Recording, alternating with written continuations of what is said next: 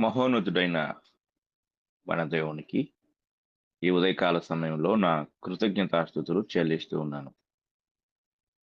అలాగే ఈ ఉదయకాల సమయంలో ఆసక్తితో వాక్యంను వినుటకు సిద్ధముగా ఉన్న నా ప్రియ సహోదరి సహోదరులందరికీ నా యొక్క ప్రేమపూర్వకమైన వందనములు తెలియజేయచ్చు ఉన్నాను. ప్రియమైన వాట్లారా, దేవత్వము అనే పాఠమును ముగించుకుని క్రీస్తుని కూర్చిన సత్యము అనే పాఠాన్ని మనము ప్రారంభించుకుని అందులో యేసుక్రీస్తు ప్రభువుకు సంబంధించిన నామములు మరియు బిరుదులు అనే అంశంలో 4 విషయాలు మనము ధ్యానించాం. ఆయన ఎక్కువగా సువార్తలలో గుర్తించబడిన లేక పిలువబడిన పేరు మొదటిగా యేసు, ఆ తరువాత క్రీస్తు, ఆ తరువాత మెస్సియా, తరువాత ప్రభు అనే పదాలను, వాటి వెనుక ఉన్న భావాలను, ఉద్దేశాలను మనము ధ్యానించడం జరిగింది. ఈరోజు మనము 5వ పేరుగా యేసుక్రీస్తు అని ప్రభువారు పిలువబడిన ఈ పేరును మనము ధ్యానించబోతున్నాం. ఇది ప్రభు యొక్క మరొక బిరుదు. ఇది ఆయన వ్యక్తిగత నామం. యేసుక్రీస్తు అనే పేరు సులభముగాను, ఎక్కువగా అంటే మొదటి పేరైన యేసు తరువాత ఎక్కువగా వాడుకలో ఉన్న పేరు యేసుక్రీస్తు. యేసు అను నామముతో ఆయన అధికార నామమైన క్రీస్తు అను నామము యొక్క సంయోగమే ఈ యొక్క యేసుక్రీస్తు అనే పదం. అంటే యేసు అనే పేరుతో ఆయన పిలువబడినప్పుడు ఆ పేరుకు అధికారాన్ని, శక్తిని, బలాన్ని, ఒక ఉన్నతమైన స్థితిని అనుగ్రహించుటకు దేవుడు ఇచ్చిన పేరు ఈ క్రీస్తు. ఈ 2 పదాల యొక్క కలయిక యేసుక్రీస్తు అనే పేరుగా రూపాంతరం చెందినట్లు మనం చూడగలం. పునరుత్థానమునకు ముందున్న పేరు యేసు. ఆ యేసు అను నామానికి క్రీస్తు అను మాట జత చేయబడినప్పుడు యేసు అనే నామానికి లేని అధికారము క్రీస్తు అను నామం ద్వారా జత చేయబడింది. ఈ 2వ మాట అనగా క్రీస్తు అను మాట యేసు అను నామమునకు జత చేయబడినప్పుడు యేసు నామమునకు ఉన్నత స్థితి చేకూర్చబడింది. అంటే యేసు నామం గురించి మొదటిగా నేను చెప్పాను, ఆ నామం ఎలా పిలువబడింది అనేది. అలాగే యేసు అనే పేరుతో ఉన్నవారు చాలా మంది ఉన్నారు, కానీ క్రీస్తు అనే పేరు ఎవరికీ లేదు. ఎందుకంటే క్రీస్తు అభిషేకించబడిన మాట, క్రీస్తు అన్న మాటకే అభిషిక్తుడు అని అర్థం. కనుక మనము ఈ యేసు అనే పేరుకు పక్కన క్రీస్తు అను మాట జత చేసినప్పుడు అది ఒక పరిపూర్ణమైన పేరుగా, అధికారయుక్తమైన పేరుగా మార్చబడినట్లు మనం చూడగలం. ఆ తరువాత మనము మరొక పాయింట్ను, అనగా 6వ పాయింట్ మనం చూస్తే క్రీస్తు యేసు. 6వ పేరు క్రీస్తు యేసు. యేసు, క్రీస్తు, అలాగే యేసుక్రీస్తు, అలాగే క్రీస్తు యేసు. క్రీస్తు అను నామము మరి ఉన్నతమైనదిగా, అధికారంతో కూడిందిగా మనం ఇంతవరకు చెప్పుకున్నాం. క్రీస్తు అను నామము ఉన్నతమైనది అయినను ఆయన తాను తగ్గించుకున్నారు. అంటే ఈ మాట ఆయన యొక్క మానవ స్థితిని లేక ఇంగ్లీష్‌లో ఇన్కార్నేషన్ అంటారు. నరావతారము అని తెలుగు బైబిల్ తర్జుమా చేసింది. ఈ నరావతారము అనే దాన్ని వర్ణిస్తూ ఈ యొక్క క్రీస్తు యేసు అనే పదము ఉపయోగించబడినట్లుగా మనం చూడగలం. పౌలు గారు ఫిలిప్పీలకు రాసిన పత్రిక, అపోస్తలుడైన పౌలు గారు ఫిలిప్పీలకు రాసిన పత్రిక 2వ అధ్యాయము 5-8 వచనాలు మనం చదువుకున్నట్లయితే, ఈ యొక్క క్రీస్తు యేసు కూర్చిన ఒక చక్కని ఉదాహరణ మనకు కనపడుతుంది. క్రీస్తు యేసునకు కలిగిన ఈ మనస్సు మీరును కలిగియుండుడి. జాగ్రత్తగా మనం గమనించాలి. యేసుక్రీస్తు అని రాయొచ్చు కదా! లేక ఇంకొక అంటే ఆయనకున్న అనేక పేర్లలో చాలా పేర్లున్నాయి. ఇంకా మనం లోపలికెళ్తే ఆ పేర్లు ఇంకా ఎలా ఉంటాయో మనం చూస్తాం. ఎన్ని పేర్లు, ఎన్ని బిరుదులు ఆయనకివ్వబడ్డాయో, వాటితో ఆయన పిలువబడ్డాడో మనం చూడగలం. అయితే వీటన్నిటిని గ్రంథకర్త లేక పౌలు గారు ఉపయోగించకుండా ఇక యేసుక్రీస్తు అని కూడా చెప్పకుండా, క్రీస్తు యేసు అనే పదాన్ని ఎందుకు ఆయన ఉపయోగించాడు అనేది మనం గమనించితే, క్రీస్తు అధికారము, యేసు సాధారణ స్థితి. జాగ్రత్తగా మనం గమనించితే, క్రీస్తు పరలోక సంబంధమైన, యేసు భూలోక సంబంధమైన. క్రీస్తు అభిషేకించబడిన వాడు, అధికారం కలిగిన వాడు. యేసు ఒక వడ్లవాడు, ఒక అనామకుడుగా పిలువబడ్డవాడు, అలాగే తృణీకరించబడినవాడు, అలాగే ఎలాంటి గుర్తింపు లేనివాడు, అలాగే అనేకుల ద్వారా వారికి ఇష్టం వచ్చినట్లుగా అన్వయించుకున్నారు. ఆయన గూర్చి మాట్లాడుతున్నప్పుడు యేసుక్రీస్తు వారిని దూషిస్తూ పలికిన మాటలు మనము ఆలోచించినట్లయితే, యేసు అను నామంతో భూమి మీద ప్రభువారు ఉన్నప్పుడు శాస్త్రులు, పరిసయ్యులు, యూదా మత నాయకులు ఆయన్ను చాలా నీచంగా మాట్లాడారు. ఆయనను చాలా సార్లు రాళ్లతో కొట్టడానికి ప్రయత్నించారు. కనుక యేసు అను నామము మానవాళికి రక్షణార్థమైన నామం అయినప్పటికీ, ఆ రక్షణ కార్యం జరిగించుటలో ఆ నామము భూమి మీద మహింపరచబడలేదు. అది తృణీకరించబడింది. కనుక మొదటి మాటలో ఉన్నత స్థితిని సూచించే మాట. రెండవ మాట ఎలాంటి గుర్తింపు లేని ఒక అనామకుడుగా ఉన్న విధానాన్ని తెలియచేసే మాట. అందుకే ఉన్నత స్థితి నుండి అనామకమైన అంటే ఎలాంటి గుర్తింపు లేని స్థితిని తెలియచేసే 2 పదాల కలయిక క్రీస్తు యేసు. అందుకే ఆ క్రీస్తు యేసు యొక్క ఆహ్, లైఫ్ స్టైల్ అంటే ఆయన జీవన శైలి, లేక ఆయన యొక్క పూర్వస్థితి, ప్రస్తుత స్థితి ఎలా ఉంది అని తెలియచేయటానికే కింద వచనాలు మాట్లాడుతుంటాయి. అందుకే ఆ వచనాలను వివరించే ముందుగా ఆయన ఏమై ఉన్నాడు అంటే, క్రీస్తు అభిషేకించబడినవాడు, అధికారం కలిగినవాడు. ఏమయ్యాడు? యేసయ్యాడు. ఎలా యేసు అయ్యాడంటే, ఆయన దేవుని స్వరూపం కలిగిన వాడయింది. దేవునితో సమానముగా ఉండుట విడిచిపెట్టకూడని భాగ్యమని ఎంచుకొనలేదు గాని.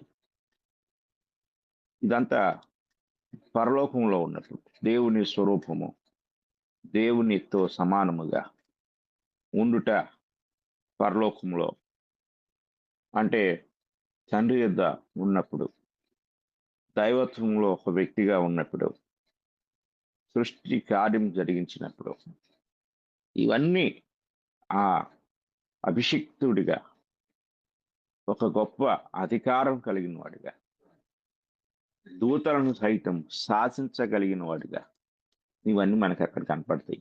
కానీ యేసు అను నామం ధరించినప్పుడు ఏమైపోయాడు? 7వ వచనం. మనుషుల పోలికగా పుట్టాడు. మరియమ్మతో దేవదూత చెప్తూ ఆ ఆయన అమ్మా నీకు ఒక కుమారుడు జన్మిస్తాడు అని చెప్తూ ఉన్నప్పుడు యేసుక్రీస్తు వారు మరియ గర్భంలో ప్రవేశించి ఒక మానవ రూపాన్ని సంతరించుకునే సందర్భాన్ని అక్కడ ప్రవచనాత్మకంగా అంటే ముందుగానే చెప్పబడుతున్నట్లుగా మనం చూస్తున్నాం. ఎలా అంటే మనుషుల పోలికగా దేవునితో సమానంగా ఉన్నవాడు, దేవుడై ఉన్నవాడు, దేవుని స్వరూపం కలిగిన వాడు, మనుషుల పోలికగా పుట్టాడు, యేసయ్యాడు. దాసుని స్వరూపం ధరించుకొని తన్ను తానే రిక్తునిగా చేసుకున్నాడు. మరియు ఆయన ఆకారమందు మనుషుడిగా కనబడి మరణం పొందినంతగా, అనగా శిలువ మరణం పొందినంతగా విధేయత చూపిన వాడై తను తాను తగ్గించుకున్నాడు. అంటే మొదటి 6వ వచనంలో క్రీస్తున్నాడు. 7 నుండి యేసుగా ఈ భూమి మీదకి వచ్చాడు.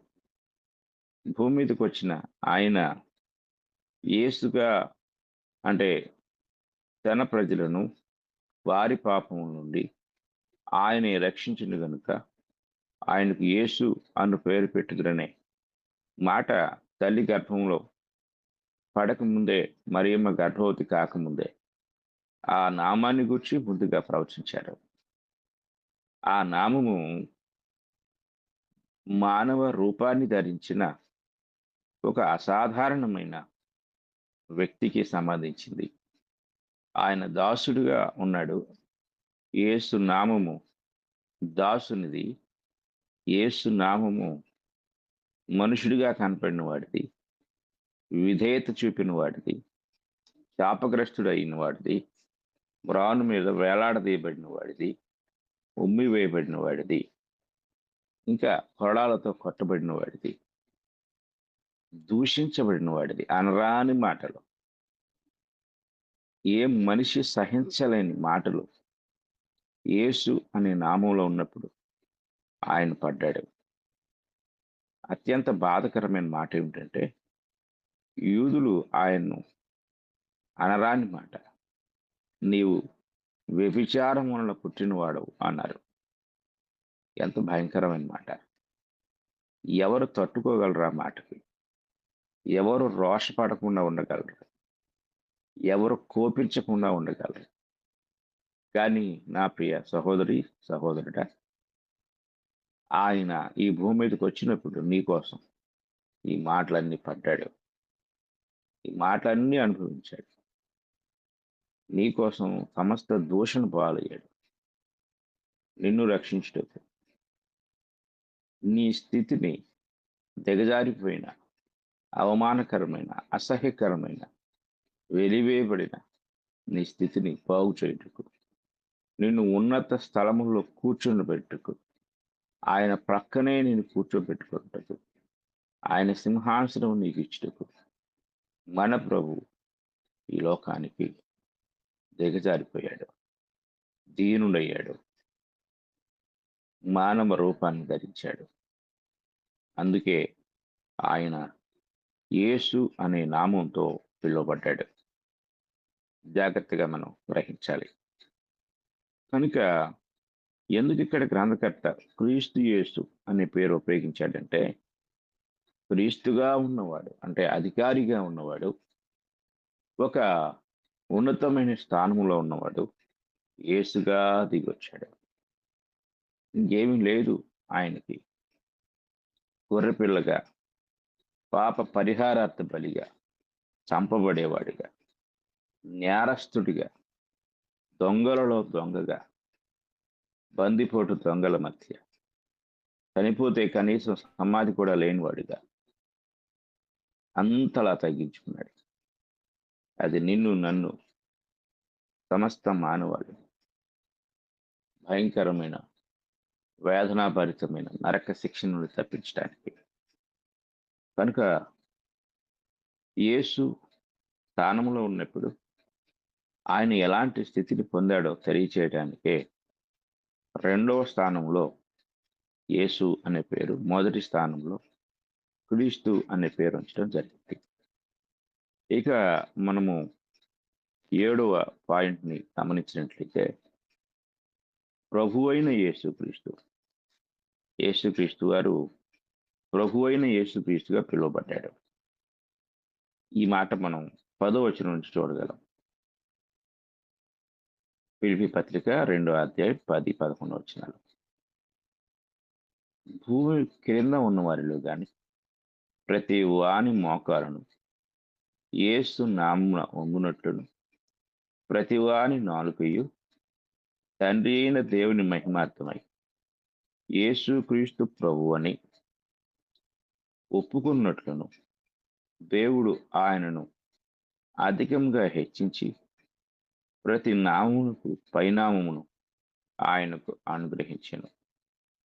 జాగ్రత్తగా మనం గమనిస్తే ఇది ప్రభు యొక్క పరిపూర్ణమైన నామం. అంటే ప్రభు అయిన యేసుక్రీస్తు, లేక యేసుక్రీస్తు ప్రభువై ఉన్నాడు అనే మాట. అంటే తండ్రి అయిన దేవుడు ఆయనకు ఇచ్చిన ఆధిక్యత, హెచ్చింపు, ప్రతివాని నాలుక తండ్రి అయిన దేవుని మహిమార్థమై యేసుక్రీస్తు ప్రభు అని, అంటే ప్రతివాని మోకాలు యేసు నామమున వంగాలి. కానీ ఆ తరువాత యేసుక్రీస్తు ప్రభు అని ఒప్పుకోవాలి. యేసును ప్రభువుగా, క్రీస్తుగా అంగీకరించాలి.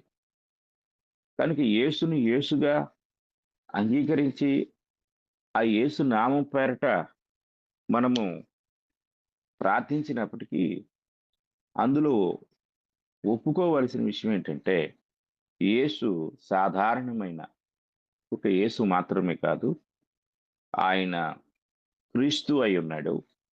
ఆ క్రీస్తు ప్రభు కూడా అయి ఉన్నాడు. ఈ సంగతులు నేను ఆ మొదటిగా యేసుక్రీస్తుని గూర్చి వివరించినప్పుడు చెప్పాను. పేతురు చెప్తాడు అపోస్తల కార్యం 2వ అధ్యాయంలో, యేసునే దేవుడు క్రీస్తుగాను ప్రభువుగాను నియమించెను అంటాడు. యేసుగా ఉన్న ఆయన పునరుద్ధానము చెందిన తర్వాత క్రీస్తుగా ప్రభువుగా నియమించబడ్డాడు. అంటే ఆయనకున్న ఆ గొప్ప ఆధిక్యతను ప్రతి యూదుడు అంగీకరించాలి. యూదులు మాత్రమే కాదు కానీ మనం కూడా అంగీకరించినప్పుడే ఆ అధికార నామముకున్న విలువను గుర్తించగలం. ఇక మనము తరువాత పేరుని గూర్చి ఆలోచించినట్లయితే నేను, ఇంగ్లీష్లో ఐయామ్ అనే మాట ఉంటుంది. నేను అనే మాట యెహోవాకు సమాంతరమైన మాట. యెహోవాకు సమాంతరమైన మాట నేను ఇంతకుముందు ఒకటి చెప్పాను, అది ప్రభువు.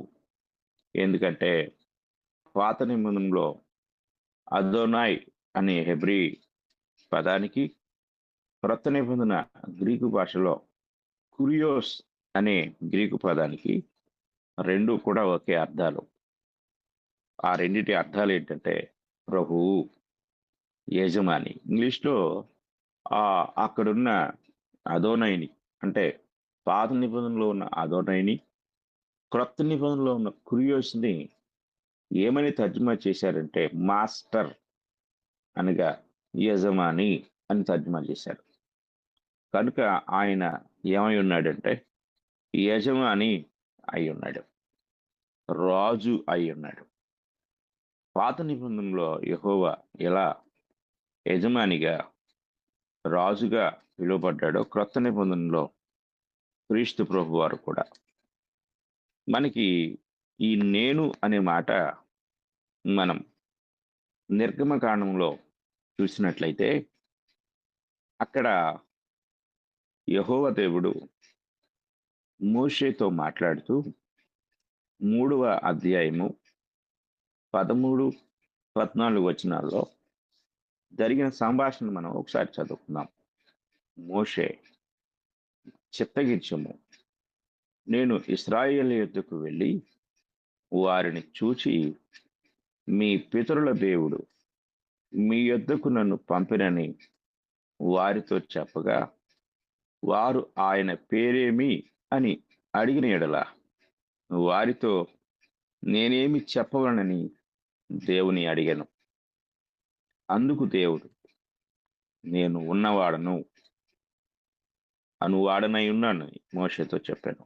ఇంగ్లీష్లో పెద్ద అక్షరాలతో క్యాపిటల్ లెటర్స్తో I am that I am అని చెప్పాడు. నేను ఉన్నవాడను, ఉండు ననువాడు మీ యొద్దకు నన్ను పంపినని నీవు ఇశ్రాయేళ్లతో చెప్పబడిన నేను. ఐ ఆమ్ అనువాడు మీ దగ్గరికి పంపాడు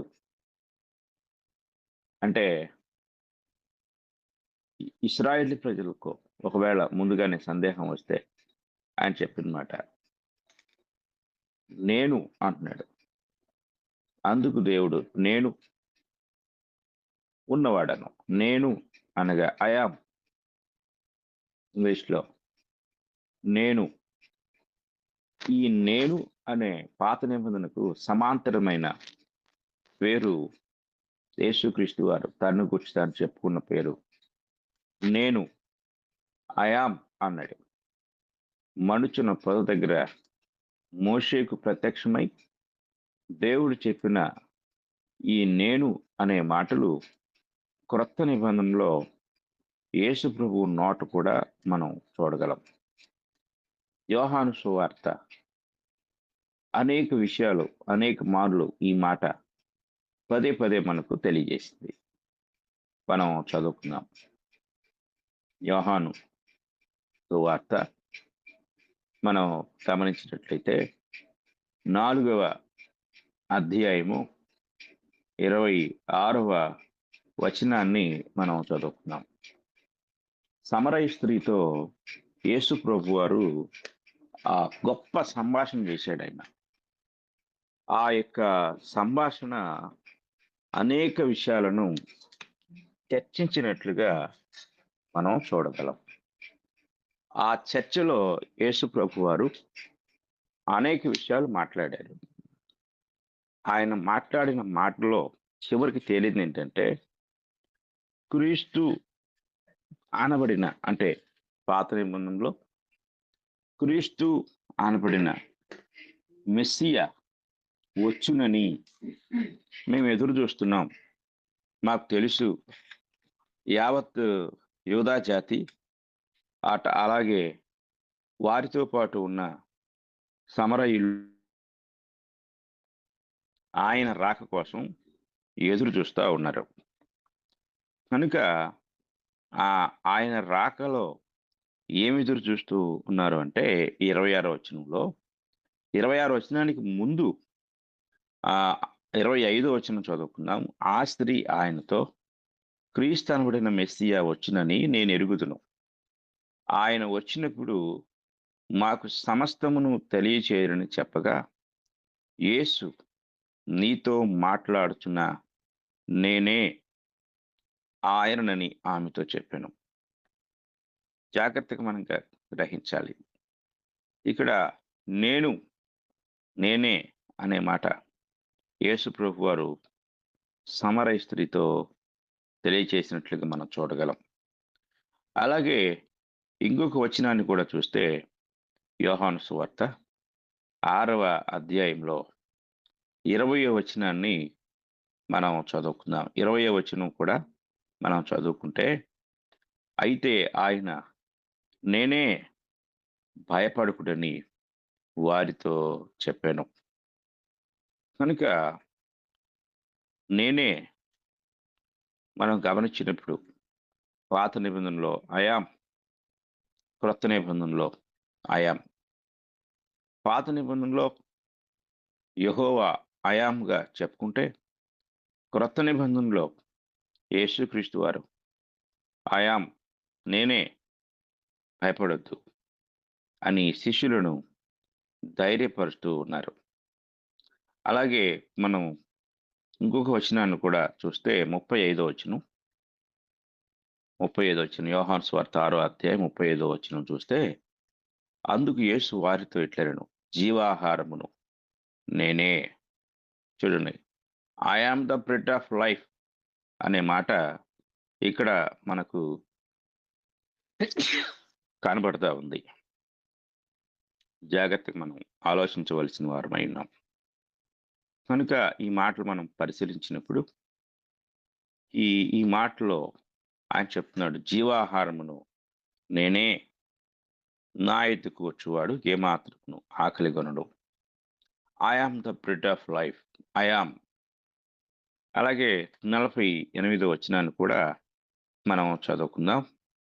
యోహాను సువార్త 6వ అధ్యాయం 48వ వచనంలో, విశ్వసించువాడే నిత్య జీవము గలవాడు, జీవాహారమును నేనే. I am that bread of life. I yam. పాత నిబంధనలో ఐ యామ్, క్రొత్త నిబంధనలో ఐ యామ్. కనుక పాత నిబంధనలో మహోన్నతుడు దైవత్వం కలిగిన వాడు ఐ యామ్ అని చెప్పుకుంటే, క్రొత్త నిబంధనలో ప్రభు అయిన యేసుక్రీస్తు వారు తను గురించి చెప్పుకుంటూ ఐ యామ్ అని చెప్పుకున్నాడు. 51వ వచనం కూడా మనం చూస్తే, పరలోకము నుండి దిగి వచ్చిన జీవాహారమును నేనే. ఇక్కడ కూడా ఆయన చెప్తున్నాడు, I am the living bread which came down from heaven. I am the living. నేను పరలోకం నుండి దిగి వచ్చిన జీవాహారమును అని ఆయన చెప్పుకున్నారు. అలాగే మనము ఇంకొక వచనాన్ని కూడా చూస్తే, యోహాను సువార్త 11వ అధ్యాయము 25వ వచనంలో ఒక చక్కని మాట మనకు కనపడుతుంది. 25వ వచనంలో, అందుకు యేసు, పునరుత్థానమును జీవమును నేనే. చూడండి ఇక్కడ, I am the resurrection and the life. చూడండి ఇక్కడ చాలా చక్కగా చెప్తున్నారు ప్రారంభంలోనే, ఐ యామ్ ద రిజరెక్షన్. ప్రభు వారు ఐ యామ్ అని చెప్పుకున్న ప్రతిసారి ఆయన ఆ మండుచున్న పొద దగ్గర ఎవరితో మాట్లాడుతున్నారో ఆయనను మనకు, అంటే ఏ మోషేతో మాట్లాడుతూ నా పేరు ఐ యామ్ అని చెప్పుకున్నాడు, నేనే అని చెప్పుకున్నాడు, ఆయనను మనకి ఇక్కడ జ్ఞాపకం చేస్తున్నాడు. ఆయనకు ఒక రిప్రజెంటేటివ్గా ప్రభువారు భూమి మీద ఉన్న కాలంలో తన్ను గూర్చి చెప్పుకొనటంలో ఆయన ఏమాత్రం సందేహించలేదు. తరువాత మనమందరం ఎక్కువగా అంటే చదువుకునే మాట, ఎరిగిన మాట 14వ అధ్యాయం యోహాను సువార్త 14వ అధ్యాయము 6వ వచనాన్ని మనం చదువుకున్నట్లయితే, అక్కడ ప్రభు చెప్తూ ఉంటారు, యేసు నేనే మార్గమును, సత్యమును, జీవమును, నా ద్వారానే తప్ప ఎవడును తండ్రి యొద్దకు రాడు. చూడండి ఇక్కడ, I am the way, the truth and the life. చూడండి ఈ మాట మనం జాగ్రత్తగా పరిశీలించితే, ప్రారంభంలోనే ఐ యామ్ నేనే అంటే క్రింద ఉన్న 3 కూడా నేనే. మార్గము, సత్యము, జీవమును నేనే. ఇక్కడ ఐ యామ్ అనే మాట యొక్క విశిష్టత ఏమిటి అంటే, నేనే అంటే ఇంకెవరూ లేరు అని అర్థం. నేను కూడా అంటే కొందరున్నారు, వాళ్ళలో నేను ఒకడిని. ఇది నేను కూడా అనే మాటకు ఉన్న అర్థం. నేనే అంటే ఇక అసమానమైన స్థితి అది. అంటే వెనక ముందు ఎవరు లేరు. అంటే నాకంటే ముందు, నా తరువాత ఎవరు లేరు. నేను మాత్రమే. నేనే ఐ యామ్. ఈ ఈ వచనాలన్నీ మనకు ఏం తెలియజేస్తున్నాయి అంటే, పాత నిబంధనలో మండుచున్న పొద దగ్గర ఏ ఐ యామ్ అయితే ఉన్నారో ఆ ఐ యామ్‌ని మనకు జ్ఞాపకం చేస్తూ ఉన్నాయి.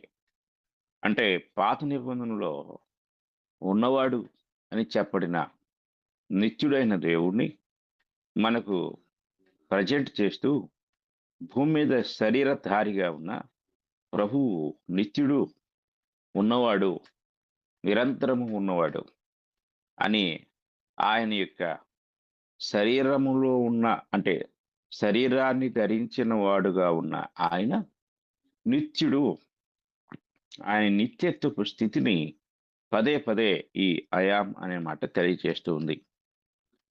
ప్రకటన గ్రంథం 1వ అధ్యాయం మనం చదువుకుందాం. ప్రకటన గ్రంథం 1వ అధ్యాయము 8వ వచనాన్ని కూడా మనం చదువుకుందాము. అక్కడ ఈ మాట కనపడుతుంది. ఆల్ఫాయు ఓమెగయు నేనే. మూల భాషలో ఆదియు అంతము నేనే. వర్తమాన భూత భవిష్యత్ కాలములలో ఉండువాడను నేనే. సర్వాధికారియు దేవుడునగు ప్రభు సెలవిచ్చుచున్నాడు. జాగ్రత్తగా మనం గమనించాలి.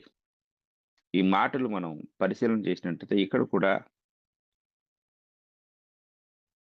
ఉండునను వాడు అయాం అనే మాట. జాగ్రత్తగా మనం ఆలోచించినప్పుడు ఈ మాట ప్రక్కనే ఉన్న 2వ అధ్యాయము 23వ వచనంలో కూడా మనకు చెప్పబడుతూ ఉంటుంది. 2వ అధ్యాయము 23వ వచనాన్ని మనం చదువుకుందాం. దాని పిల్లలను నిశ్చయముగా చంపెదను, అందువలన అంతరింద్రియములను హృదయములను పరీక్షించువాడను నేనే అని సంఘములన్నీయు తెలుసుకొనును. జాగ్రత్తగా గమనించాలి. ఇక్కడ కూడా ఈ వచనంలో కూడా అయాం అనే మాట ఉపయోగించబడినట్లుగా మనం చూడగలం. అలాగే ప్రకటన గ్రంథం 21వ అధ్యాయము మనం చూస్తే 21వ అధ్యాయం 6వ వచనంలో కూడా మరియు ఆయన నాతో ఇట్లనెను, సమాప్తమైనది, నేనే అల్ఫాయు ఓమెగయు అనగా ఆదియు అంతమునై ఉన్నవాడను అని చెప్తాడు. ఇక్కడ జాగ్రత్తగా మనం గమనిస్తే ఐయామ్ ఆల్ఫా అండ్ ఓమెగా అనే మాట ఇంగ్లీష్లో చెప్పబడింది. కనుక ఈ వచనాలన్నీ మనం పరిశీలించినప్పుడు భూమి మీద ఆయన ధరించిన ఈ నామంలో అంతర్లీనముగా ఉన్న కంటికి కనిపించకుండా మరొక రూపం అనగా ఆయన యొక్క దైవత్వ ప్రదర్శన ఆయన పేరు ద్వారా తెలియచేస్తూ ఉన్నాడు. ఇది మనం చాలా జాగ్రత్తగా గ్రహించవలసిన వారమై ఉన్నాం. కనుక ఈ మాట అంటే ఇదే మాట 22వ అధ్యాయం ప్రకటన గ్రంథం 13వ వచనంలో కూడా కనపడుతుంది. నేనే అల్ఫాయు ఓమెగయు, మొదటి వాడను కడపటి వాడను ఆదియు అంతమునై ఉన్నాను. I am alpha and omega, the beginning and the end, the first and the last. కనుక ఈ మాటలు గమనిస్తే నేనే.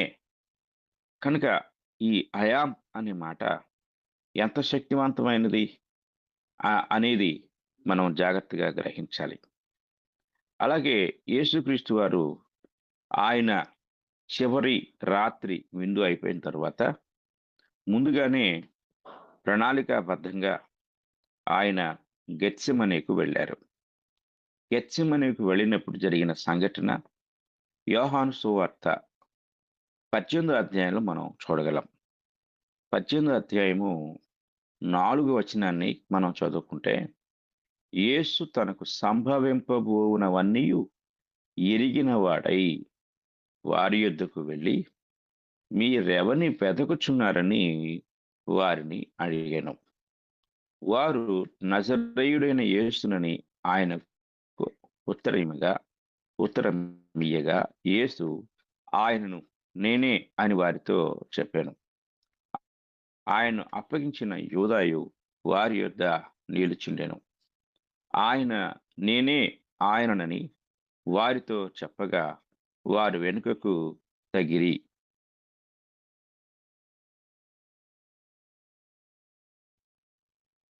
ఈ మాటలు మనం జాగ్రత్తగా పరిశీలించినట్లయితే ఎప్పుడైతే ఆయాం అన్నాడో వెంటనే శిష్యులు వెనకకు తగ్గినట్లుగా మనం చూడగలం. వెనుకకు తగ్గటం మాత్రమే కాదు, వారు నేల మీద పడిపోయారు. అదేమిటి?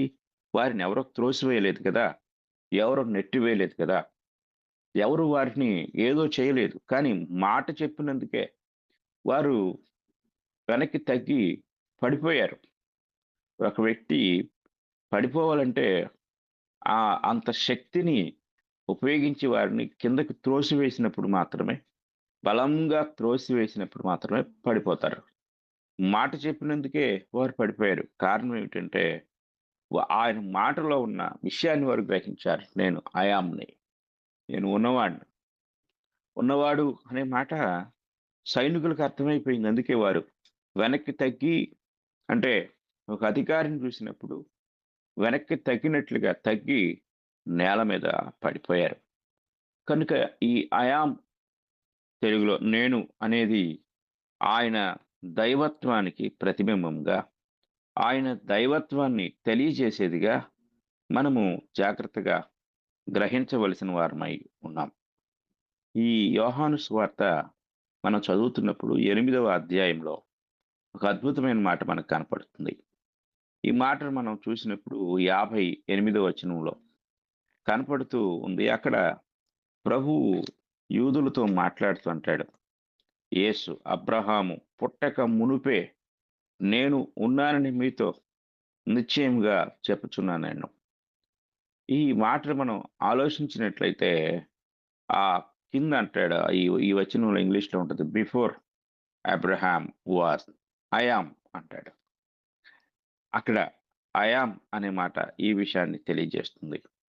దీనంతటిని మనం గ్రహిస్తే ఏం నేర్చుకోవాల్సిన వారమై ఉన్నాము అంటే, దీనంతటికి ఒక చక్కని భావాన్ని తెలియజేసే వచనం పౌలు గారు రాశారు. కొలస్సీ పత్రిక 2వ అధ్యాయము 9వ వచనాన్ని మనం చదువుకున్నప్పుడు, ఏలయనగా దేవత్వము యొక్క సర్వ పరిపూర్ణత శరీరముగా క్రీస్తునందు నివసించుచున్నది. ఇంగ్లీష్‌లో ఈ మాట ఇలా ఉంటుంది. For in him dwelleth all the fullness of the godhead bodily అనంటుంది. అంటే శరీరముగా నివసించున్నది. క్రీస్తులో నివసిస్తున్న ఈ సర్వ పరిపూర్ణత అనగా దేవత్వం యొక్క సర్వ పరిపూర్ణత. అందులోనే క్రీస్తు ఉన్నాడు. అందులోనే ఆయామ్ ఉన్నాడు. అందులోనే ప్రభు ఉన్నాడు. ఆ దేవత్వము వచ్చి మానవ దేహంలో పరిపూర్ణముగా ప్రత్యక్షమైంది. కనుక చాలామంది ఆయనలో ఉన్న బాడీలీ అనే మాట అంటే దేహముగా అనే స్థితిని మాత్రమే ఎరిగి ఆయన సాధారణమైన మానవుడు. ఆయన మరణించాడు. మరణించేవాడు మానవుడు ఎలా అవుతాడు? అందరిలాగే పుట్టాడు. పుట్టినవాడు మానవుడు ఎలా అవుతాడు? ఒక స్త్రీ గర్భం నుండి వచ్చినవాడు దేవుడు ఎలా అవుతాడు? అనే ప్రశ్నలు వేస్తూ ఉన్నారు. దేవత్వము ఆయనలో శరీరములో నివసిస్తా ఉంది. శరీరముగా నివసిస్తా ఉంది. కనుక శరీరంలో ఉన్న దేవత్వము శరీరాన్ని ధరించిన దేవుడు. కనుక పరిపూర్ణమైన దేవత్వాన్ని కలిగిన ఒక పరిపూర్ణ మానవుడు. ఈ సత్యాన్ని మనం గ్రహించినప్పుడు యేసుక్రీస్తు వారి యొక్క తత్వాన్ని అంటే ఆయన యొక్క ఆ సార్వత్రికమైన స్థితిని మనం ఎరగగలం. కనుక ప్రియ సహోదరుడా, ప్రియ సహోదరి, ఇంతటి దైవత్వాన్ని కలిగున్న ఆ మహోన్నతుడు, ఆ మహాదేవుడు భూమి మీదకి నీ కోసం నా కోసమే వచ్చారు. కనుక భూమి మీదకి వచ్చిన మన ప్రభువారు, మన రక్షకుడు, పరలోకాన్ని విడిచిపెట్టినవాడు ఈ భూమి మీద రక్షణ కార్యం జరిగించుటకు, దైవత్వము యొక్క ప్రదర్శన జరిగించుటకు, దైవత్వంలో ఉన్న తండ్రిని ఈ భూమి మీద సర్వ మానవాళికి చూపించుటకు ఆయన వచ్చారు. అలా వచ్చినవాడు తన దేహంలోనే దైవత్వ ప్రదర్శన జరిగించారు. కనుక ప్రతి పేరుకు వెనకాల ఇంత చరిత్ర ఉంది. ఈ ఈ యొక్క పేర్లు అవి ఉపయోగించబడిన విధానాలు గూడా ఈ సత్యాన్ని మనకు తెలియజేస్తా ఉన్నాయి. కనుక ఈ ఉదయకాల సమయంలో నేను ఈ మాటలు ముగిస్తూ ఉండగా, మీలో ఇంకా ఎవరైనా యేసుక్రీస్తు కేవలం మానవుడే అని ఆయనలో ఉన్న మానవత్వాన్ని మాత్రమే చూస్తూ, మనిషిగా మీరు భావిస్తూ ఉంటే, దయచేసి ప్రతి ఒక్కరు కూడా గ్రహించండి. ఆయన మీరంటూ మనిషే, కానీ ఆ మానవ దేహంలో అంతర్లీనమైన దైవత్వం ఉంది. శరీరముగా నివసిస్తుంది. ఆయన దేవుడు, ప్రభువు, క్రీస్తు, రాజు, పరిపాలకుడు. కనుక నిన్ను రక్షించుటకు యేసుగా వచ్చినవాడు. ఆయన క్రీస్తుగా, ప్రభువుగా ఈ భూమి మీద అభిషేకించబడిన వాడిగా దేవుని చేత పంపబడ్డాడు. ఈ సత్యాన్ని గ్రహించి ప్రతి ఒక్కరూ యేసుక్రీస్తును అంగీకరించి పాపం నుండి విడిపించబడి రక్షణ పొందుట ద్వారా ఆ దైవ మానవుణ్ణి మీ హృదయాలలో, మీ జీవితాల్లో ఆహ్వానించగలరని ప్రేమపూర్వకంగా తెలియజేస్తూ ఈ మాటలు ముగిస్తూ ఉన్నాను. ఇంతవరకు శ్రద్ధగా విన్న మీ అందరికీ నా వందనములు తెలియజేయచ్చు ఉన్నాను.